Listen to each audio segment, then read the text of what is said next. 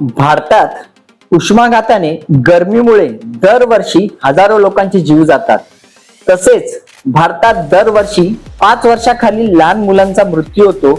सुमारे 7 ते 8 लाख लहान मुलं डायरियामुळे मरतात. त्यातले काही नकली ORS पियालेले असतात. या संदर्भात अधिक माहितीसाठी आपण मुलाखत घेतली आहे डॉक्टर दाभोळकर यांची.